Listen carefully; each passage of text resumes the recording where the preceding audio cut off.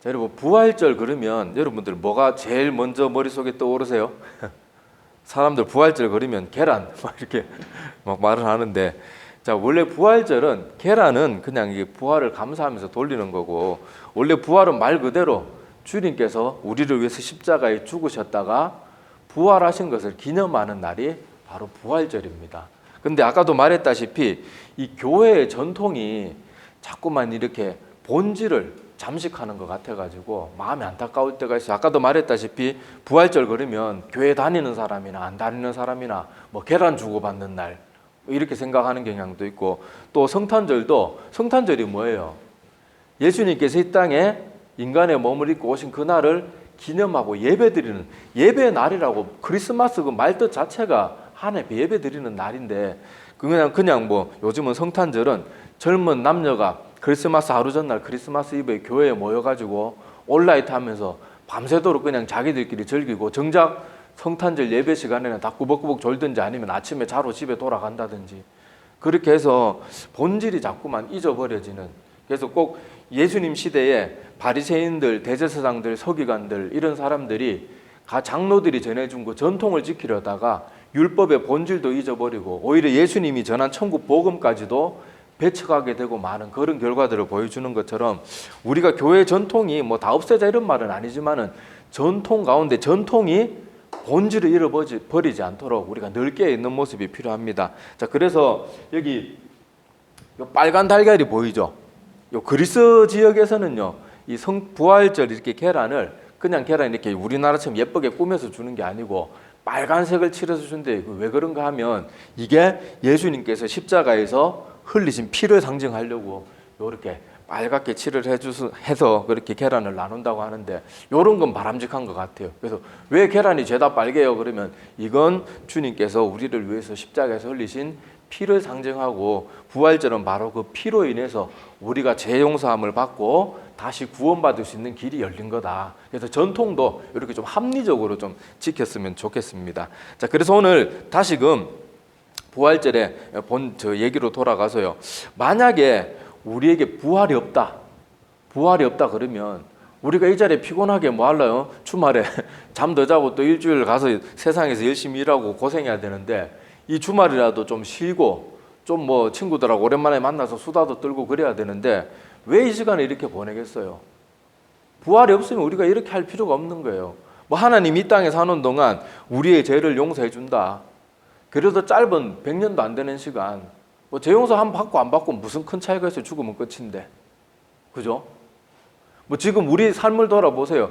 우리 뭐 세월이 얼마나 빠릅니까? 어렸을 때 초등학교 입학하던 게 어제 같은데 벌써 뭐 여기 있는 분들 대부분 나이가 중년 이상이잖아요. 그런 것들 보면 우리가 인생이 100년 뭐 남짓한 그 인생 사는 동안 부활이 없으면 예수 믿는 것 때문에 막 이렇게 복잡하고 어렵게 사는 것도 웃기는 일이에요. 근데 우리는 이 땅에 사는 동안 이 땅에 사는 이 삶을 바라보고 사는 사람들이 아니고, 부활해서 나중에 영원히 살 저 세상의 삶을 바라보기 때문에 이 땅에서 열심히 최선을 다해서 사는 거예요. 세상 사람들 보기에는 좀 억울한 삶을 사는 것 같고 좀 그렇게 부당한 대우도 받잖아요, 우리 교회 다니는 사람들. 자, 그런데 그럼에도 불구하고 우리는 잠시의 낙을 즐기기 위해서 이 땅에 주어진 이 기회들을 헛되이 사용하지 않기 위해서 하루하루 날마다 발버둥 치는 삶이 바로 우리에게는 주님께서 다시 살아나셔가지고 부활의 본이 되어주신 저 부활의 본이 있기 때문에 우리는 그렇게 열심히 살아가는 겁니다. 자, 이게 보면 사도 바울이 오늘 말씀에서 이렇게 말하고 있어요. 자, 만일 죽은 자가 다시 살아나는 일이 없으면 그리스도도 다시 살아나는 일이 없었을 터요. 그리스도께서 다시 살아나신 일이 없으면 너희의 믿음도 헛되고, 이건 우리를 말하는 거죠. 믿는 사람들, 너희가 여전히 죄 가운데 있을 것이요 또한 그리스도 안에서 잠자는 자도 망하였으리니. 그러니까 예수님 믿고 순교당한 사람들, 그런 사람들 말하겠죠. 자, 그래서 만일 그리스도 안에서 우리가 바라는 것이 다만 이 세상의 삶뿐이면 모든 사람 가운데 우리가 더욱 불쌍한 자라. 제일 불쌍한 사람들이에요. 생각해 보세요. 세상의 사람들은요, 앞으로의 인생 이런 걸 생각하지 않기 때문에 이 땅에 어떻게든 더 즐기고 어떻게든 더 쉽게 돈 벌고 뭐 남을 거짓말을 하든 뭐 어떻게 하든 조금만 자기만 더 잘 살면 그게 큰 문제가 되지 않아요. 뭐 우리 세상에 돌아가는 일들도 보면요, 저 유럽 지역에 옛날에도 몇십 년 전에도 정전 사태가 한 24시간 되니까 폭동이 일어나고 약탈하고 난리가 나잖아요. 옛날 LA 폭동 때도 그렇고, 인간들은요 법이 없고 그러면은 잔인한 본성, 자기 욕망에 사로잡혀 가지고요 온갖 죄를 저지르는 게 죄악된 사람이 없어요. 단지 이 땅에 공권력이 있기 때문에 그냥 그거에 눌려 사는 거지, 잠시만 공권력이 사라지면요 약육강식이 그대로 동물의 세계처럼 약육강식이에요. 그냥 저 배부를 때만 남 안 건들 뿐이지, 자기가 조금만 뭔가 모자라다 싶으면 남에게 얼마든지 약탈하고 범죄도 스스럼치 않는 게 우리 인간들인데, 지금 세상에도 보세요. 법에 걸리지 않는 테두리 내에서 얼마나 많은 불법을 저지릅니까? 세상 사람들 그렇게 하는 이유들이 바로 세상에서 이 사는 삶이 끝이라고 생각하기 때문에 그렇게 막 사는 사람들, 남의 눈에 들키지는 않지만은 온갖 악한 죄를 저지르고, 뭐 요새 불륜도 뭐 능력이라 그러면서 희한한 소리들 하잖아요. 그렇게 사는 것이 다 이 땅의 삶이 끝이라고 생각하기 때문에 그래요. 그런데 진짜 세상 사람들의 주장대로 진짜 이 세상의 삶이 끝이면 사도 바울의 말대로 우리는 모든 사람들 중에 더욱 한마디로 최고로 불쌍한 사람들이에요. 왜 이렇게 억울한 일이라고? 남들은 다 쉽게 돈 벌고 적당히 거짓말하고 남의 돈 슬쩍슬쩍하고 얼마든지 나쁜 짓 많이 하잖아요. 그리고 자기 아내 있고 배우자 있는데도 온갖 나쁜 짓 다 하고 막 그렇게 사는 것이 우리 인간의 모습인데, 우리는 예수님 믿는 것 때문에 편법을 쓰지 않아요. 정직하게 모든 일을 다 합니다. 심지어 회사에서 사람들이 날 이용해 먹는 거 알아요. 바르고 성실하고 착하게 열심히 주어지는 일 감당하니까 날 이용해 먹는 거 알고 당하기도 합니다. 뒤통수도 맞아요. 그래도 우리 그 사람들 원망하고 같이 싸우고 멱살 잡고 욕하면서 막 그렇게 하는 게 아니고 속아주면서도 그래도 성실히 살고. 우리 학생들도 보세요. 뭐 하나님 믿지 않는 학생들은 시험 기간 되면 어떻게 하든 컨닝 하나라도 더 하려고 막 컨닝 페이퍼 만들고 희한한 방법으로 온갖 나쁜 짓을 다 편법을 다 쓰지만은 믿음의 사람들은 그런 편법 안 쓰잖아요. 왜냐하면 시험 감독관이 있든 없든 하나님이 날 보고 계시기 때문에. 그래서 어떻게 보면 바보 같은 삶을 사는데 하나님을 보는 우리, 하나님께서 우리를 보는 입장에서 볼 때는 그게 가장 바르고 복된 삶을 사는 모습입니다. 그리고 우리 예수 믿는 것 때문에 세상 사람들도 우리를 얼마나 우습게 알아요. 제가 한 10여 년 전에 대구에서 사회 갈 때, 시골에 오니까 좀 덜한데 대구만 가도요, 대구도 저 불교권 이런 게 좀 강하잖아요. 그래서 한 번은 제가 대구에서 식당을 하는 성도님이 뭐 이렇게 좀 예배 교회도 잘 안 보이고 좀 약간 몸도 이렇게 별로 건강한 분이 아니고 이래서 여전도사님하고 같이 신방을 갔어요. 그래서 그 식당에서 바쁜 시간도 아니에요. 잠깐 가서 이제 우리 기도해주고 오는데 그 식당에 놀러 온 손님이 우리 기도하는데 뒤에서 얼마나 듣기 싫은 소리를 하고 얼마나 궁시렁거리고 저 예수 막 오만 욕을 다 하면서 막 들으란 식으로. 내가 그 사람한테 잘못한 게 뭐가 있어요? 나는 단지 그 식당 하는 그 성도님 걱정이 돼가지고 여전도사님 모시고 그 먼 길을 그래 가서 신방하고 기도해주고 뭐 그렇다고 내가 고래고래 소리 지르면서 기도한 것도 아니고 무슨 방해한 것도 아니고 그렇게 기도해주고 오는데 뒤에서 등 뒤에 대고 그렇게 욕을 해요. 제가 만약에 예수 안 믿고 그냥 일반 사람이면 감히 저한테 그렇게 말하겠습니까?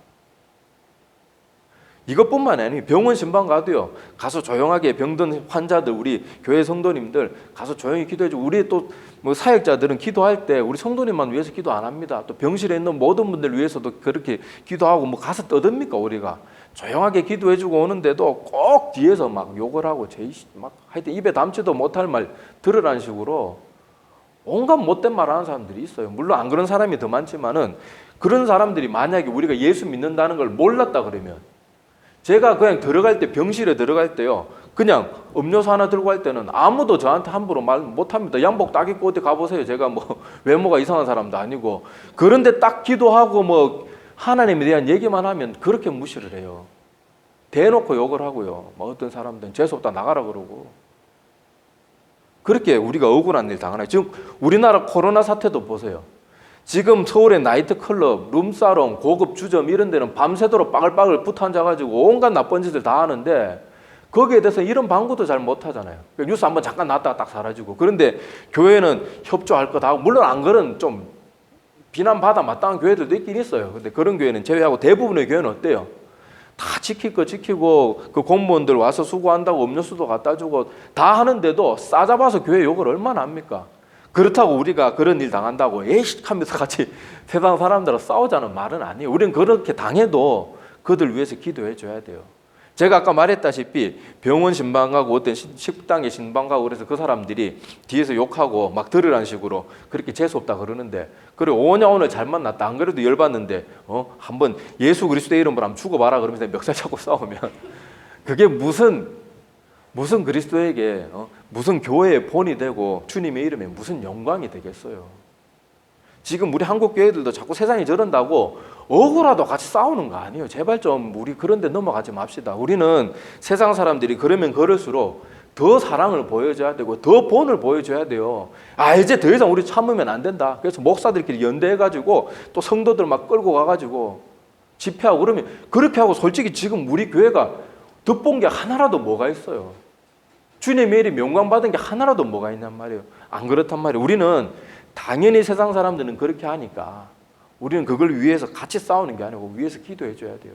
사도 바울은요, 말도 못할 고난을 당했어요. 사도 바울이 잘못한 게 뭐가 있습니까? 엘리트 중에 엘리트고 로마 시민권까지 태어나면서부터 받은 유력한 가문의 출신인데 그 사람들 위해서 복음 전해주고 병 고쳐주고 어려울 때 도와주고 그렇게 좋은 일만 했는데도 그렇게 죽이려고 하는 거예요. 자, 그렇게 했던 그 모든 것들도 다 이 예수 그리스도의 부활을 믿기 때문에 사도 바울이 그렇게 산 거예요. 그래서 우리가 예수님의 부활이 없다면 이렇게 억울한 일 많이 당하는 우리는 얼마나 억울하고 얼마나 짜증나고 솔직히 얼마나 화가 나요.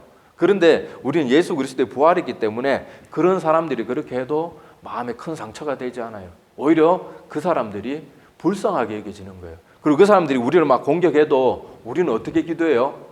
하나님 저거 확 번개가 떨어져가지고 확 그냥 제거해 주세요. 이렇게 기도하는 게 아니고, 하나님 아직 저 사람들이 주님을 몰라서 저렇게 합니다. 우리도 한때 저런 적이 있었습니다. 하나님 저 사람도 빨리 예수님이 부활하신 그 예수님의 부활을 믿고 꼭 주님 믿고 돌아올 수 있도록 도와주세요. 그런 너그러운 마음이, 우리는 이 땅에 얽매여 살지 않기 때문에 그런 마음들이 생기는 거고, 그게 믿음에 주는 힘이에요. 그래서 우리는 억울한 일 당해도 그렇게 억울하지 않아요. 뭐 인간이니까 속상한 마음이 눈꽃만큼도 없다, 뭐 그런 건 잘 아니겠지만은 그래도 그걸 넉넉히 이겨내고 오히려 그 사람들까지도 품을 수 있는 그런 믿음, 힘이 우리에게 주어지는 것입니다. 자, 그리고 주님께서는요, 이렇게 죽었다가 부활하시고 이런 일이, 어떤 사람들은 그런 주장을 해요. 예수님의 사역이 실패로 돌아갔다. 원래대로라면 끝까지 잘해가지고 이스라엘도 독립시키고 그렇게 선한 운동 많이 해서 사람들을 바른 길로 돌렸어야 되지 않냐. 결국 로마인들과 유대인들 그 세력 싸움에서 놀아나다가 결국 비참하게 죽고 끝난 게 아니냐. 근데 죽고 끝난 게 아니에요. 자, 오늘 말씀해 보면 예수님이 죽기 전에 분명히 말했어요. 제자들에게 한두 번이 아니고 자주 말했어요. 자, 여기 보면 이거는 그냥 대표적인 한 구절이고 이거 말고도 많습니다. 여러분 성경 읽어보신 분은 알 거예요. 자, 갈릴리에 모일 때 예수께서 제자들에게 이르시되 인자가 장차 사람들의 손에 넘겨져 죽임을 당하고 제3일에 살아나리라 하시니 제자들이 매우 근심하더라. 제자들도 근심했어요. 이 말 처음에 듣고는. 자, 그런데 여기 보면, 자, 이 말씀을 통해서 보면 예수님이 죽은 게 실패로 끝난 게 아니고 이 말씀을 미리 했다는 걸 통해서 뭘 알 수 있어요? 예수님이 죽으신 것은 예수님의 사역이 세상 사람들이 주장하는 것처럼 실패로 끝난 게 아니고 계획대로 성취된 거라는 걸 알 수 있는 거예요. 그리고 구약에도 이미 이런 예언들이 있었고, 그런데 사람들은 굳이 이런 말씀들은 잘 하지도 않고 자기들 성경 잘하는 것처럼 말하면서 맨날 예수님이 죽음으로 끝났다 이런 것만 맨날 주장하는 거예요. 근데 이 말씀을 통해서 보면 이미 이게 예수님이 죽기 전에 하신 말씀이고, 이때 당시에는 제자들도 이 말을 듣고 와, 우리를 구원하는 구원사역이 완성되었고 이런 반응을 보인 게 아니고 어떤 반응을 보였대요? 매우 근심했어요. 그러니까 제자들도 지금 예수님의 이런 가르침이 잘 납득이 안 되는 거예요. 그런데 실제로 주님께서 죽으셨다가 주님께서 분명히 하신 그 말씀의 예언대로 다시 살아나셨잖아요. 그렇다면 주님의 죽음은 뭐라는 말이에요? 예언의 성취, 약속의 성취, 미리 될 일을 미리 보여주시고 하나님만이 하실 수 있는 그 일이 성취된 것을 보여주는 거예요. 그러니까 세상 사람들이 이런저런 주장하면 성경도 안 읽어보고 걔들 말이 맞는가 보다 제발 좀 이제 그렇게 하지 마세요. 그렇게 하지 말고 제가 어젠가 하여튼 신문 기사를 보는데 한 신부님이 이런 식으로 설명하는 거예요. 예수님은 선구자적인 노력을 했던 분이지만 결국 십자가에서 비참하게 죽으시고 끝났다는 식으로 그렇게 말을 하는 거예요. 어떻게 그런 분이 성경을 한평생 연구하고 그런 사람 입에서 어떻게 그런 말이 나오는지 저는 이해가 안 돼요. 이런 말씀들이 한두 번 있는 게 아니고 구약에서부터 예수님 이 땅에 오셔서도 구약에는 약간 비유적인 말씀들로 많이 표현되어 있고 환상을 본 것에 대한 묘사로 되어 있지만 여기는 분명하게 말하고 있는데 이런 것들을 보면서도 그렇게 말하는 것은 정말로 좀 이상한 그런 모습들이 아닐 수가 없습니다. 자, 그리고 예수님이 이 땅에 계셨다는 증거는요, 성경에만 있는 게 아니에요. 우리가 이름만 대면 알 수 있는 좀 역사에 대해서 공부한 사람들이라면 뭐 요세푸스, 타키투스, 플리니 이런 유명한 과거의 역사학자들 그 기록의 내용에도 이 예수님에 대한 그런 말씀들이 다 남아 있단 말이에요. 그리고 무엇보다 가장 확실한 증거는요, 예수님을 제일 배척하고 제일 싫어하는 사람들이 누굴 것 같아요? 불교인들이나 뭐 힌두교, 이슬람이 싫어하는 게 아니에요. 심지어 이슬람은 예수님을 선지자로 압니다. 선지자가 하나님의 아들로 안 알아서 그렇지. 근데 예수님을 제일 싫어하고 제일 배척하는 사람들은 유대인들이에요, 유대인들. 그런데 유대인들조차도 예수님을 부정할까요, 부정 안 할까요? 예수님이 하나님의 아들이라는 걸 인정하지 않지만 예수님이 이 땅에 오셔서 수많은 기적을 베풀었던 사람이라는 것은 절대로 부정하지 않습니다. 유대인들은 하나 본받을 만한 게 뭔가 있는가 하면 절대로 진리를 왜곡하거나 사실을 막 없애거나 그런 짓은 안 해요. 근데 그런 유대인들, 예수 그리스도를 제일 싫어하는 유대인들도 과거로부터 지금까지 예수님의 존재 자체에 대해서 한 번도 부정하지 않아요. 그러니까 역사적으로 봐도 예수님은 정말로 계셨던 분이고 부활에 대한 뭐 기록도 그런 소문이 있었다는 식으로 역사의 기록에도 남아있고 그래요. 그리고 자, 여기까지 말하면 그래도 긴가민가 하고 또 교회 다니는 사람들이라 그래도 하나님 믿는다, 뭐 그리스도 예수 그리스도의 가르침이 좋다, 여기까지는 생각해도 부활의 얘기 딱 나오면 우리의 상식을 벗어나기 때문에 잘 못 믿어하는 사람들이 있어요. 자, 그래서 오늘은 잠깐 거기에 대한 증거들, 믿을 만한 증거들, 자, 지금까지도 말씀드렸지만은 더 확실한 증거들을 좀 한번 살펴볼게요. 자, 예수님의 12 제자들과 12 제자 외에도 사도 바울이나 사도 야고보와 같은 다른 사도들도 있어요. 그리고 수많은 제자들이 예수 그리스도를 믿는 믿음 때문에 순교의 자리도 마다하지 않았습니다. 그리고 여러분 알다시피 12 제자 중에 사도 요한을 제외하고는 아주 잔인하게 다들 비참하게 고통받다가 죽었어요. 죽을 고비도 한두 번 넘긴 게 아니고 다들 그렇게 복음 때문에 그렇게 주님을 증거하다 죽었는데, 여러분 부활의 주님을 보기 전에 예수님의 제자들의 모습이 어땠어요? 예수님 십자가에 달리기 전에 전날 밤에 잡히실 때 다 어떻게 했습니까? 다 예수님 버리고 도망하잖아요. 그리고 그날로 다 고향에 가서 다시 고기 잡고 뭐 지들끼리 모여가지고 아이고 뭐 이제 우리 어떡하나 걱정하고 있고 그랬잖아요. 그런데 그렇게 도망 다니고 연약하고 뭐 물고기는 자꾸 순박하고 우리 일반인과 같았던 그 사람들이 완전히 변하잖아요. 부활된 예수님, 부활하신 예수님 만나고 나서는 완전히 새 사람이 돼요. 완전히 도저히 말로는 납득할 수 없는 모습으로 바뀝니다. 자, 이 부분 가지고 또 세상 사람들은 어떻게 주장하는가 하면 이렇게 주장해요.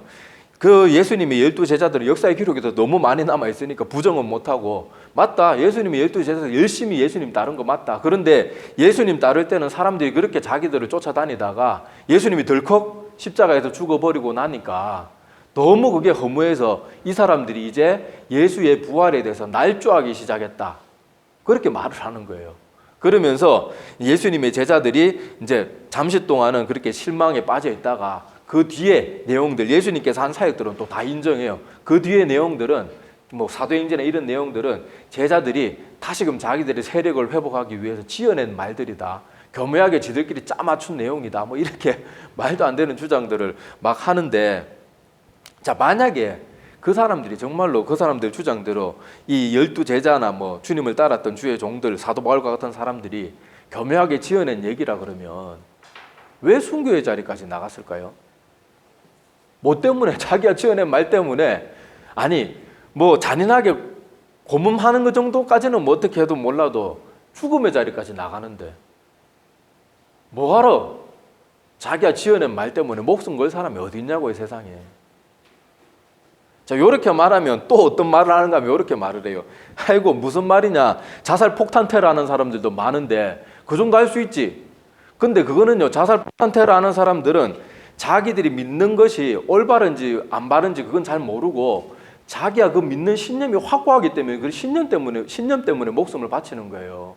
이 자살 폭탄 테러 하는 사람들 말고도 우리 옛날에도 뭐 우리나라도 그렇고 뭐 중국도 그렇고 옛날에 보면은 훌륭한 장수들이 굳이 안 죽어도 되는데 자기 주군을 배반하지 않기 위해서 죽잖아요. 그냥 죽음도 불사하고 스스로 막 자결도 하고 난리도 아니잖아요.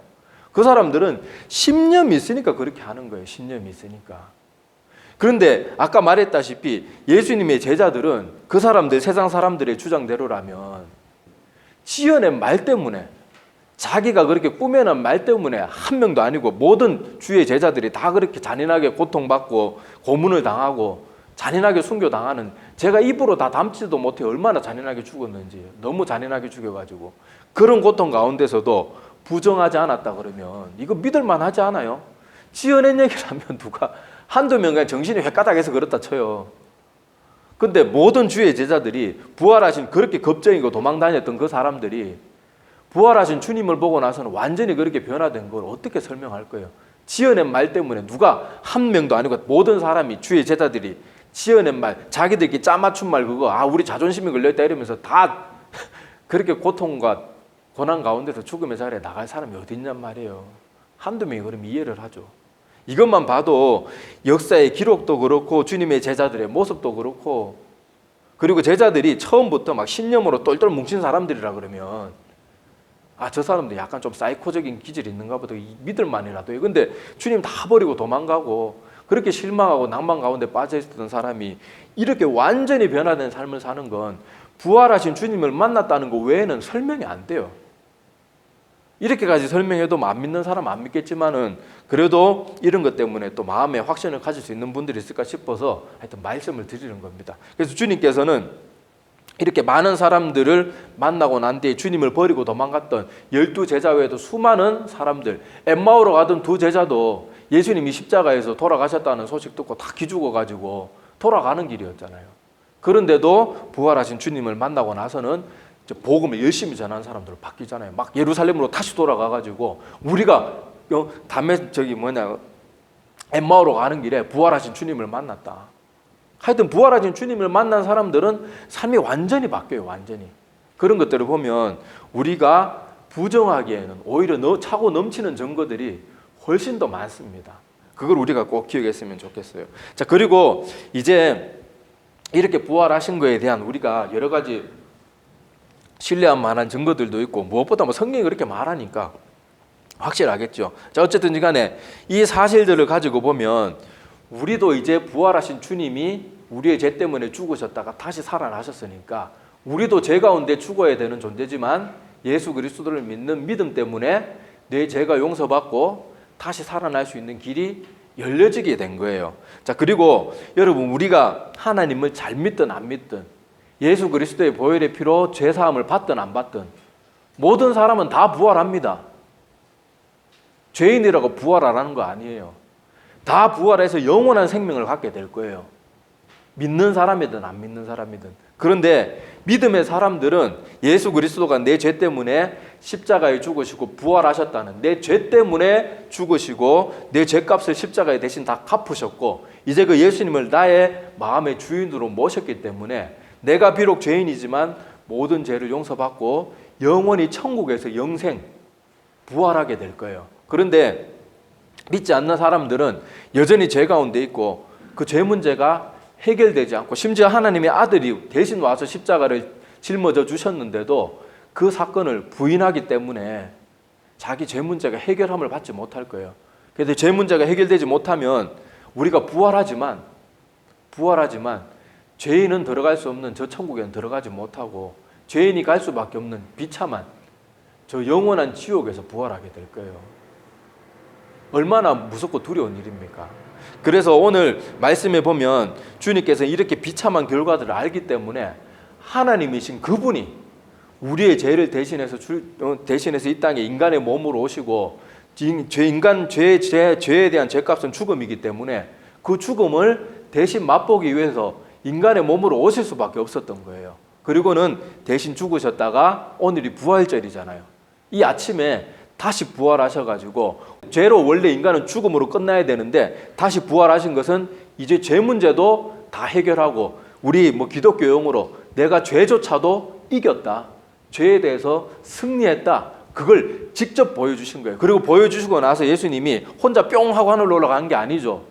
40일 동안 수많은 사람들에게 다시 부활하심을 보여주셨어요.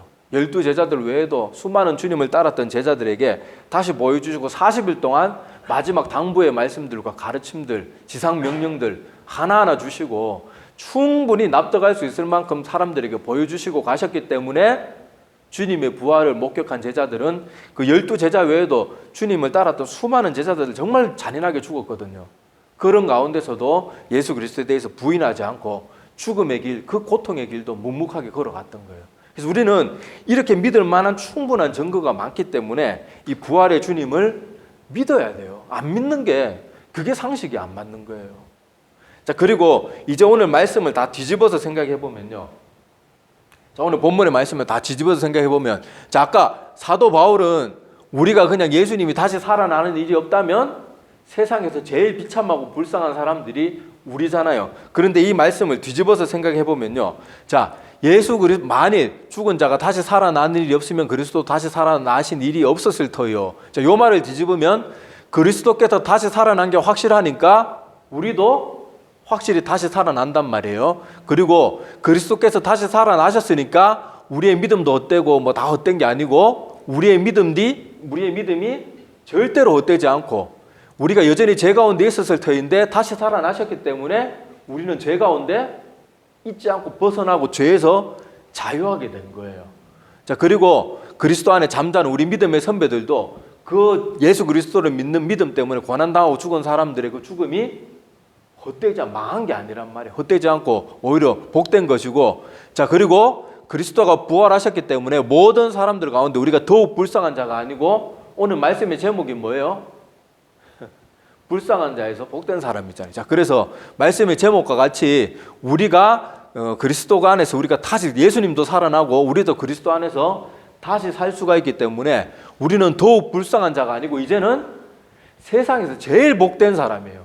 세상 사람은 우리 손가락질 한단 말이에요. 야, 컨닝 한 번만 되면 시험 성적 오를 수 있고 장학금 받을 수 있는데 왜 그렇게 바보같이 살아? 야, 그냥 회사 돈 이런 거 적당히 삥땅 칠 수 있어. 야, 네가 배우자 있다고 다른 사람 못 사귀는 게 어디 있어? 막 2명, 3명 능력껏 사귀면 되지. 온갖 세상 사람들이 하는 그런 말들. 우리는 그러면 안 돼. 하나님이 안 기뻐하셔. 그리고 내가 그런 걸 용납할 수 없어. 그렇게 말하면 세상 사람들이 하이 꼴통 저거. 세상은 즐기면서 사는 거야. 그렇게 말하는 게 불쌍한 게 아니고 그것이야말로 가장 복된 사람이 된다는 거예요.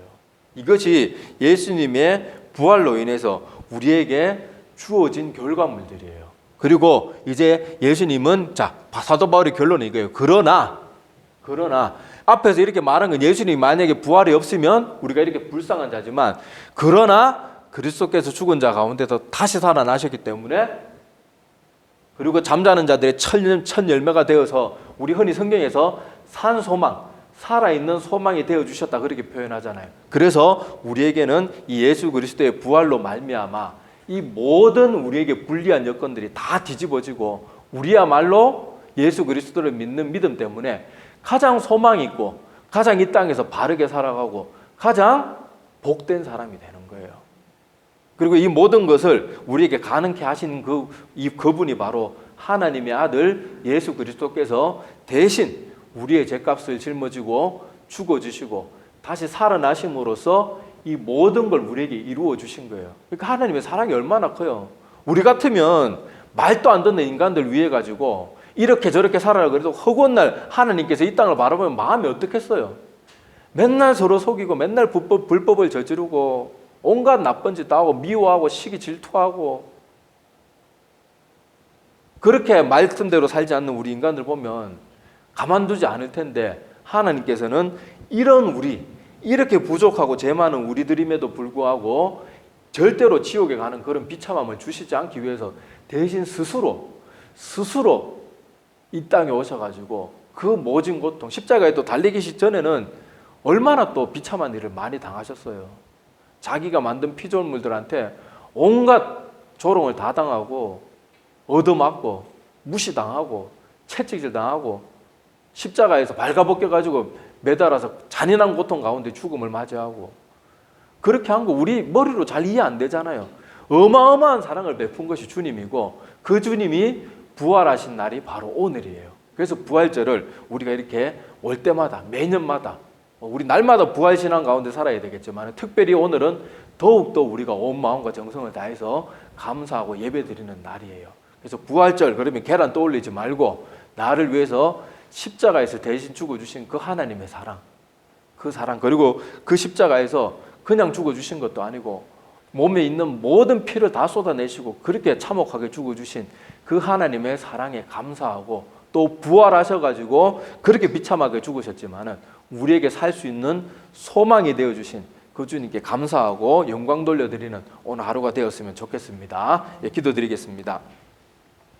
하나님 아버지, 은혜를 감사를 드립니다. 우리 모든 인간은 우리 스스로 지은 죄로 인하여서 영원한 지옥에 떨어져서 영원히 고통받을 수밖에 없는 비참한 존재였음에도 불구하고 하나님께서는 우리를 다시 살리고 그 비참한 상황 가운데 처하지 않도록 하기 위하여서 자기 하나뿐인 아들도 아끼지 않으셨고, 또 하나님의 아들 예수님은 이 땅에 우리 인간의 몸을 입고 오셔서 우리가 죄 때문에 죽고 영원한 지옥에 떨어져야 되는데 대신 우리의 모든 죄값을 짊어지고 죽으셨다가 3일 만에 부활하셔서 오늘과 같이 이 부활의 아침에 우리의 산 소망이 되어주심을 저희들이 말씀을 통해서 살펴보았습니다. 그리고 주님께서 살아나심이 얼마나 분명하면 주님께서 부활하신 모습을 보고 그렇게 겁많고 도망다니던 주의 제자들도 완전히 변화된 삶을 사는 것을 저희들이 보게 되는데, 우리가 더욱더 확고한 믿음, 이제는 더 이상 주님의 부활에 대해서 의심하고 긴가민가하면서 신앙생활을 하는 것이 아니라 이제는 부활하셔서 우리의 진짜 소망, 살아있는 소망이 되어주신 그 주님을 바라보면서 이제는 확고한 믿음 가운데 더 이상 흔들리지 않고 세상의 방법대로 쫓아 사는 사람들이 아니라 주님을 따라서 주님의 방법을 쫓아서 살아가는 우리 모두가 되어서 세상에서 불쌍한 자들이 아니라 세상에서 가장 복된 삶을 살아가는 우리 모두가 될 수 있도록 큰 은혜 베풀어 주시옵소서. 감사를 드리며 예수님의 이름으로 기도드립니다. 아멘.